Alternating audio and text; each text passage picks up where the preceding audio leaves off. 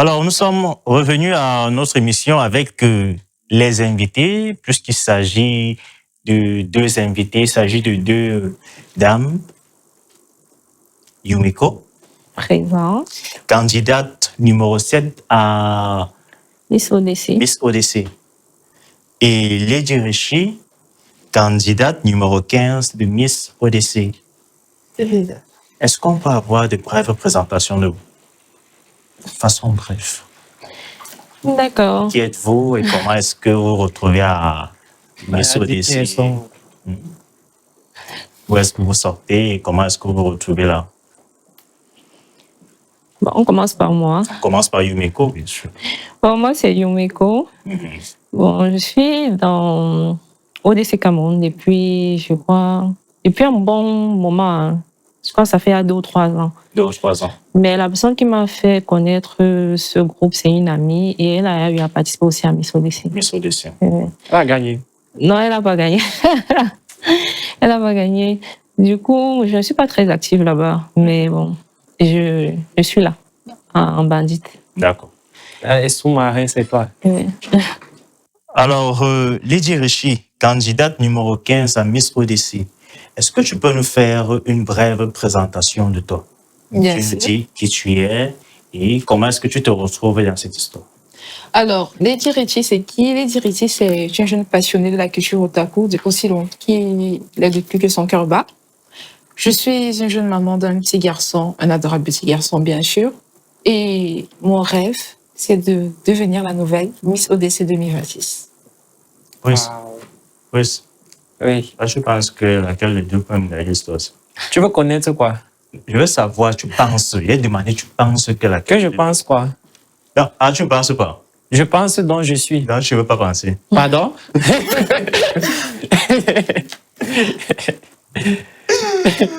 Alors, aujourd'hui, l'une de vous, chacune de vous, a la possibilité d'être la prochaine gagnante du concours Miss Odyssey.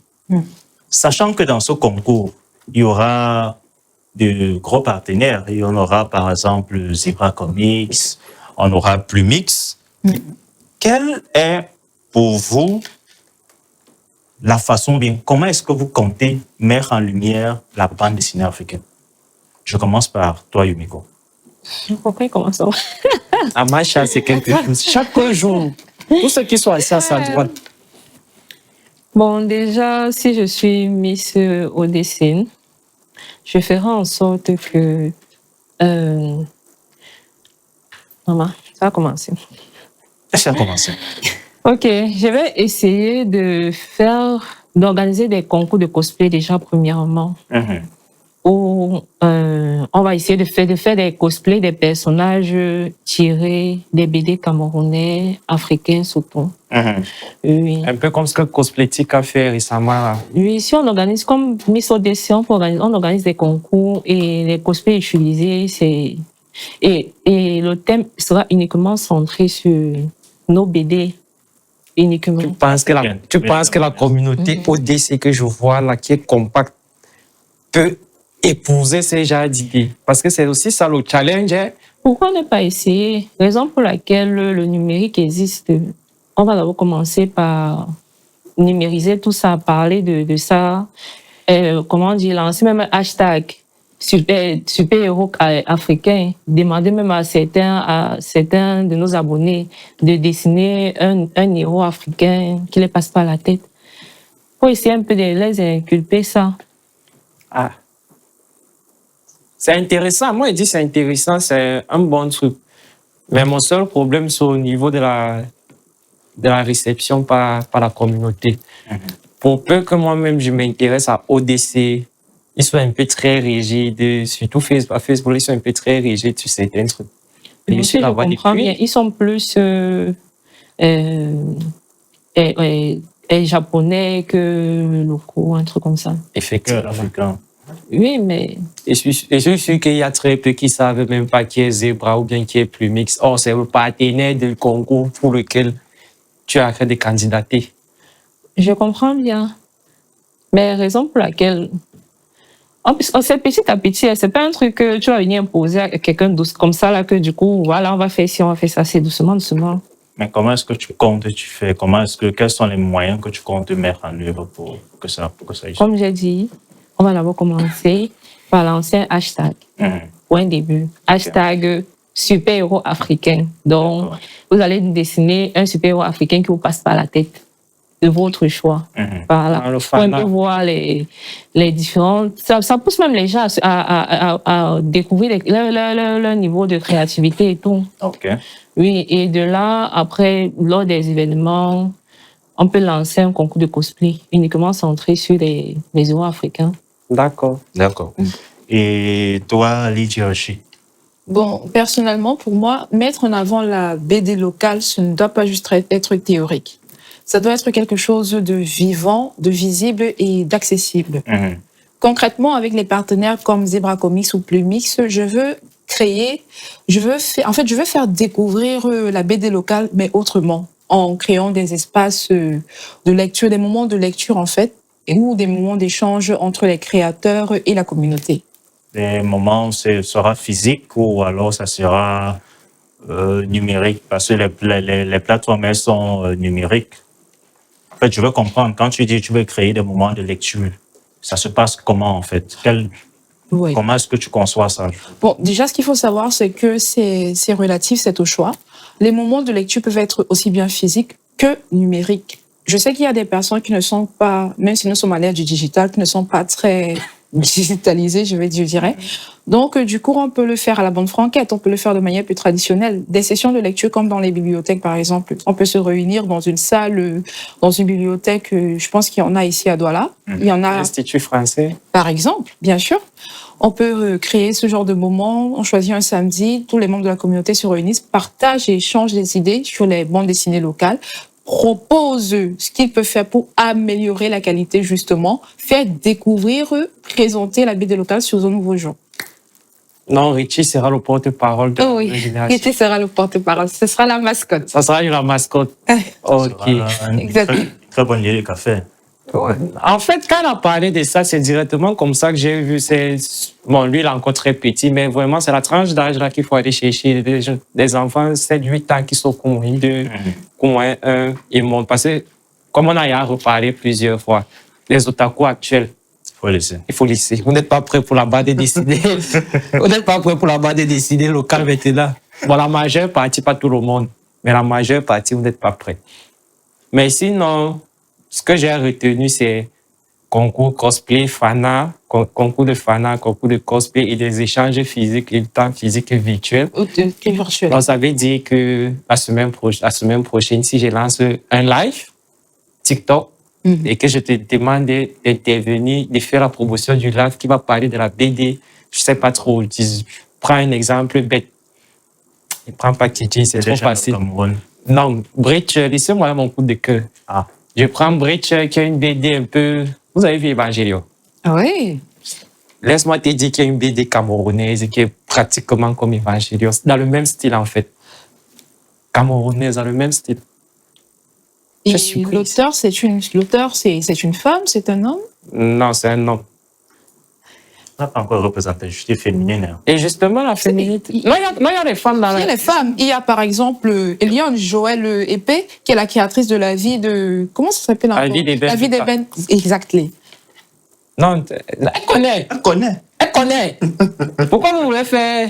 Non, comme vous voulez. Non, il y a les femmes. Même la dernière fois, on a pris les ingénieurs. C'est... J'ai oublié le nom de la fille là. Bref, c'est une femme qui est au scénario. D'accord. Alors, on retient que nos deux candidates, grosso modo, ont dit que pour promouvoir la bande dessinée africaine, la bande dessinée camerounaise, elles seront en mesure, ou bien elles vont mettre des moyens en jeu tels que des cafés, des cosplays et Les fanats. des fanats pour essayer de relever, de donner un peu de l'engouement aux nouveaux lecteurs que nous sommes. Et on espère que les fanats, nous, va gagner. D'accord. C'est avec cette synthèse qu'on va prendre la rubrique sur la Japanese.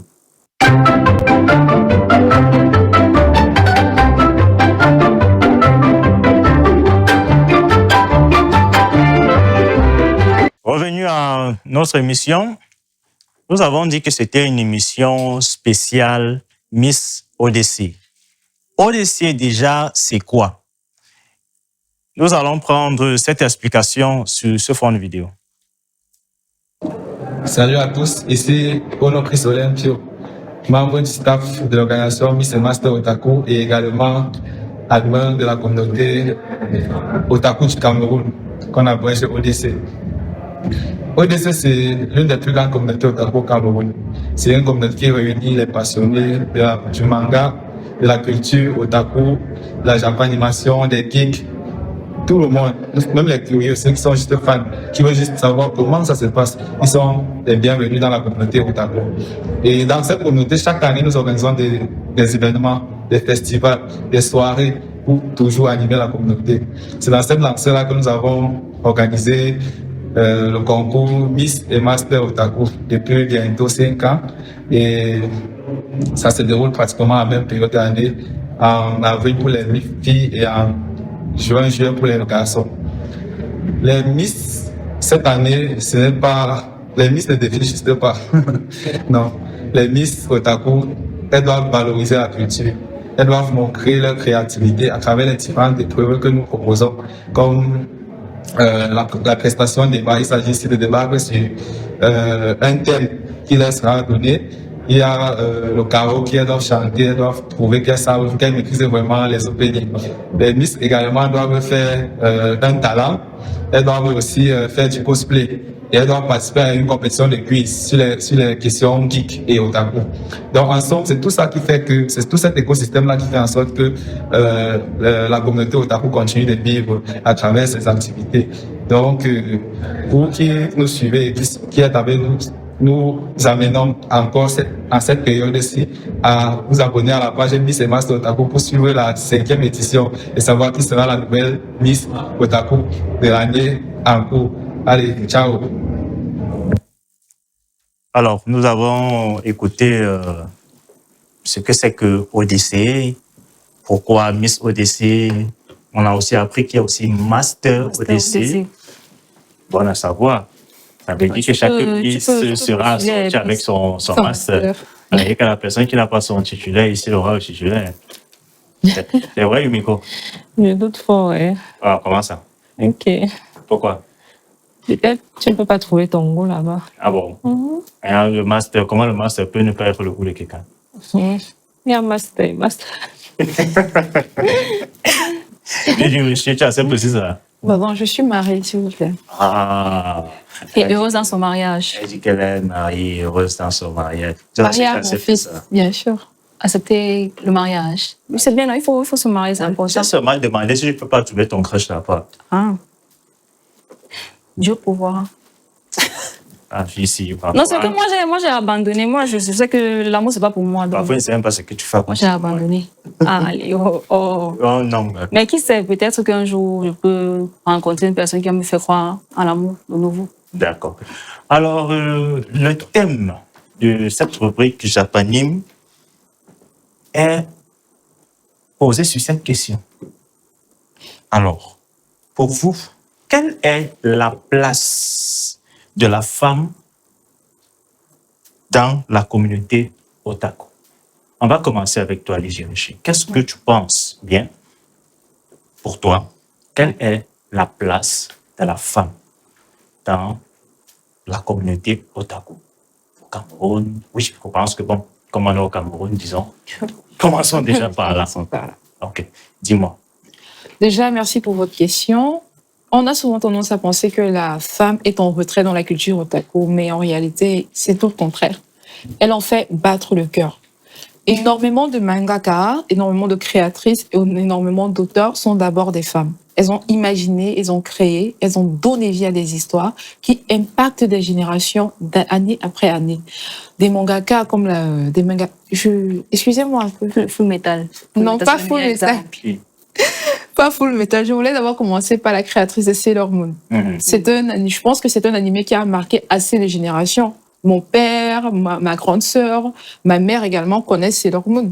Moi-même, je connais Sailor Moon. Mon fils va connaître Sailor Moon. Il y a un remaster en fait, qui passe actuellement sur manga. Mais... Effectivement, je pense que c'est Sailor Moon Crystal ou quelque chose comme ça dans ce sens. Je n'ai pas accroché. Tu as fait de choses là, comment c'est pas un animé. C'est pas un animé. Ah. Par exemple, elles ont révolutionné la place de l'héroïne dans les animés.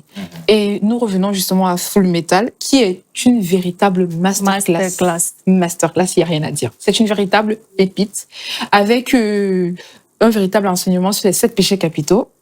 Et pour les non-croyants, c'est un clin d'œil. C'est juste les noms en anglais. Pour ceux qui n'avaient pas capté. Également, nous avons les créateurs, nous avons le groupe Clan, qui est une association de 4 mangaka qui a créé la série animation Captador Sakura et Sakura Chasseuse de cartes, ou encore Code Geass, qui est également pour moi. Merci pour la précision. Une masterclass. Je savais qu'elle dit ça. Merci pour la précision. C'est une masterclass pour moi. Mais en dehors également des mangakas, nous avons des cosplayeuses qui donnent vie, aux personnages, qui permettent aux autres personnes de s'identifier. Nous avons des cosplayeuses comme la cosplayeuse française, comment on l'appelle généralement? Je ne sais pas si vous la connaissez. Excusez-moi, le nom m'échappe. Passons. Il y a beaucoup de cosplayeuses. Il y a beaucoup de cosplayeuses, justement. Moi, je vais plutôt prendre la polonaise Sosenka. Sosenka. Elle fait dans le cosplay, je pense, depuis bientôt plus de 5 ans. Elle est énormément présente sur les réseaux sociaux. Et grâce à elle, la culture otaku a pu franchir une étape, justement, sur le plan digital. Mais pas que du contexte asiatique. Nous avons également des cosplayeuses africaines. Nous avons la princesse Sachiko, qui est d'origine sud-africaine. Ou la Miss ODC précédente. Béninoise aussi, qui fait de très beaux cosplays. Elle aussi cosplayer les personnages d'Arcane et consorts. Du moins, elles sont un peu Je m'attaque pas au Bénin. Ok. Donc, ça vous dit que vraiment, comme elle le dit, il y a des femmes qui font vraiment de très belles choses dans le domaine otaku. Exactement. D'accord. Tu as parlé de beaucoup de femmes, hein. Tu as parlé de partout, mais je n'ai pas entendu le Cameroun. Mais bon, je vais un peu revenir à toi, Yumiko. Yumiko, pour toi, c'est quoi la place de la femme dans le monde? Bon, vu que ma collègue elle a tout dit. Elle a tout dit comment? Elle a tout dit comment? C'est pas pour toi, elle ne parle pas pour toi. Bon, pour moi, personnellement, la place de la femme a beaucoup évolué. Parce que avant, on était plus dans... Les femmes, en général, elles étaient plus dans le second rôle. Et aujourd'hui, il y a beaucoup d'héroïnes et tout ça. Second rôle, c'est-à-dire? C'est-à-dire, soit c'est elle qu'on sauve, soit c'est elle qui est morte, soit... C'est-à-dire qu'en termes les sacrifier. Les sacrifier.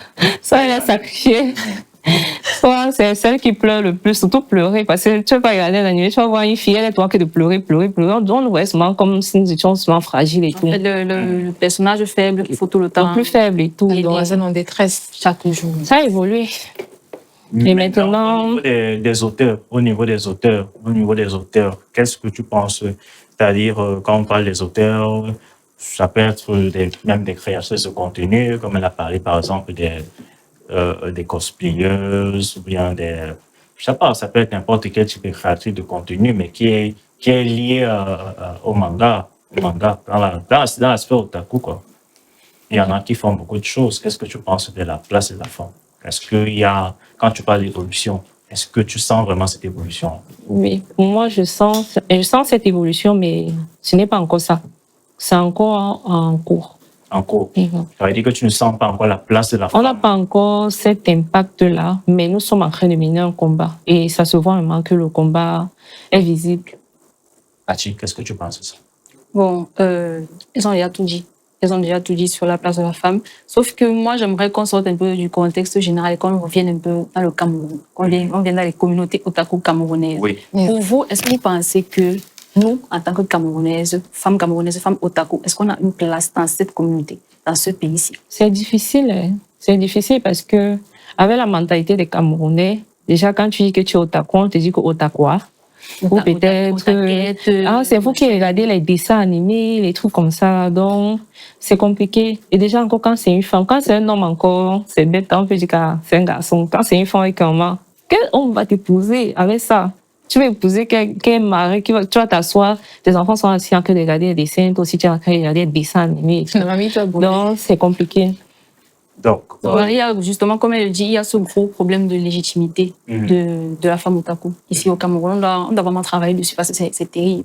Quand tu dis que tu es otaku, on te regarde, on te dit, tu es sûr que tu regardes les animés parce que tu aimes ou bien parce que tu veux plaire à un gars qui aime les animés. Tu veux suivre la tendance. Tu veux la tendance. Donc, il y a trop à faire. Je vais vous poser une question à vous toutes, n'est-ce pas? La question. Tout à l'heure, on a parlé de bande dessinée africaine. Maintenant, on parle de japonais. Alors, quand on regarde du côté de la bande dessinée africaine, on se rend compte que il n'y a pas les gens là-bas. C'est-à-dire, il n'y a pas les gens qui soutiennent la bande dessinée africaine. Et déjà, si au niveau des hommes, on se rend compte qu'il n'y a pas assez, ça veut dire qu'au niveau des femmes, c'est très grave. C'est terrible. Maintenant, quand on va revenir au niveau de la japonaise, on dit que la place de la femme, c'est encore Rikiki. Tu vois, ça veut dire Au final, la femme se trouve à quel niveau? c'est un TG à la cuisine. Dans les communautés otaku, la place se trouve à quel niveau? C'est-à-dire, est-ce qu'elles soutiennent la bande dessinée africaine? Est-ce que elles sont d'un poids au niveau plutôt otaku? Elles sont où? Bon, Elles sont au milieu. Léo, Elles pour sont moi, au milieu. elles sont même pas là. Elles sont pas là. même pas là. Elles sont au milieu, mais invisibles. Elles sont invisibles, en fait, Miss exactement. ODC, quel est votre rôle à vous dedans? Qu'est-ce que vous avez l'intention de faire pour faire changer ça? Puisque vous dites qu'il n'y a pas de place, quel est votre rôle? Les Hiroshima. Moi, par exemple, avec les partenaires comme Zebra Comics ou Plumix, je veux mettre en avant les auteurs, comment on les appelle? Les auteurs, les talents féminins, en fait, qui évoluent dans l'ombre. Je veux réellement mettre en lumière ces femmes-là qui donnent vie aux personnages des bandes dessinées africaines. Ce que je veux, et c'est justement le concept de mon projet The Voice of Otaku Women. C'est un projet qui vise à mettre en lumière ces femmes, ces créatrices, ces autrices, ces illustratrices qui, justement, ont besoin de cette visibilité. Mais à côté de mettre en lumière la visibilité et tout, tu ne penses pas qu'il y a aussi un côté formation qui doit entrer en jeu? Parce que certes, il y a des femmes dans ce domaine, mais nous sommes très peu. Nous sommes très peu et la plupart ne sont même pas intéressées. Donc, tu ne penses pas que ce serait plutôt, du moins ce serait préférable d'ajouter à ton projet un concept de formation pour former, par exemple, les femmes au domaine de la BD, en fait. Leur apprendre les cours leur apprendre vraiment cet amour de la BD là, parce que la plupart ne l'ont pas parce qu'elles ne peuvent pas, parce qu'elles ne connaissent même pas. Justement, tout ça rentre dans le concept de mon projet. Mon projet est aussi vaste et varié que les océans qui sont sur la Terre. Il y a tellement de paramètres, tellement de critères, et justement, des programmes d'échange, ils sont compris à l'intérieur. D'accord. Et Yumiko, est-ce que toi, tu penses? Bon. Quel est ton rôle? Quel est le rôle que tu veux embrasser en voulant devenir Miss Otaku, Miss ODC? Quel est le rôle que tu vas embrasser en tant que femme? D'accord.